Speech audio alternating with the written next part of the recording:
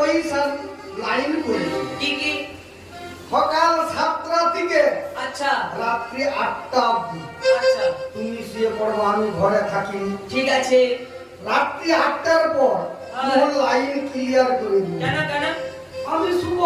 ও দাদু, রাত্রি 8টার পর আমি শুভ।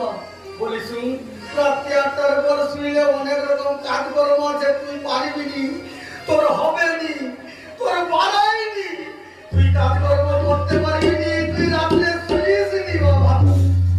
আমি শুভ নি, একদম না। সাই বাবা মাথা গেছে, নাহলে ও রাত্রে শুইলে একদম শুভ নি। কিন্তু দেখি তাই কি বলছেন তো?